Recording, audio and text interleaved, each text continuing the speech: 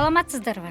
Ишкана мекемелерде баяндама кат жазуу зарылдыгы кандай жагдайлардан улам келип чыгат? Тапшырылган иштин аткарылгандыгын же аткарылбай калуу себебин маалымдоо үчүн мекеме жетекчисине кызматкердин расмий түрдө билдирип жазган иш кагазы баяндама кат болуп саналат.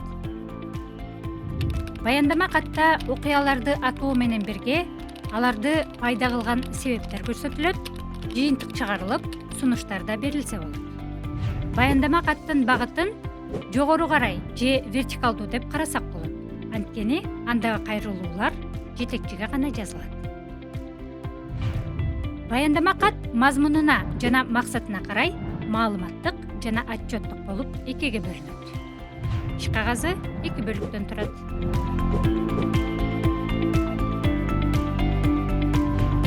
Баяндама кат аркылуу иштин жүрүшү тууралуу жетекчиге маалымат берилет. Баяндама катта кандай канцеляризмдер колдонула тургандыгын карап көрөлү жана аларды туура бириктирели.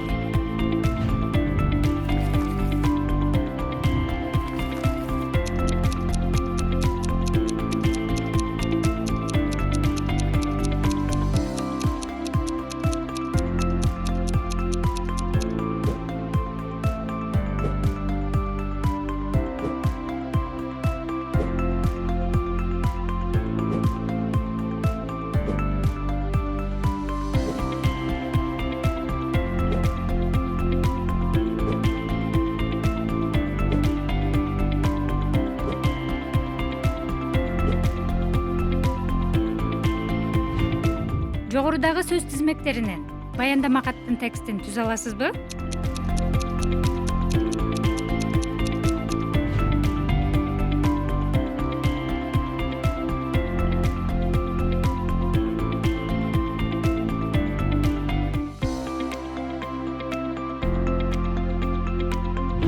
Баяндама каттын бир калыпка салынган үлгүсү болбойт.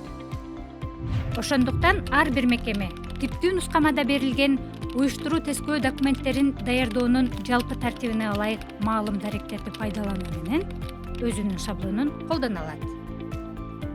Тестке көңүл буруңуздар.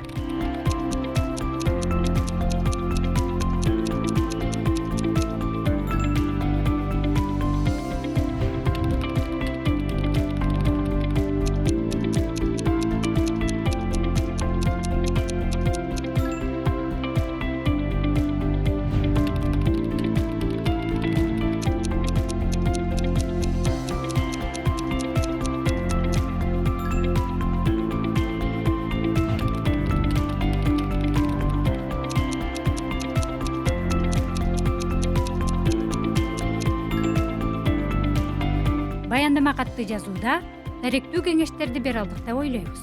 Ишиңиздерге ийгилик каалайбыз. Саламатта болуңуздар.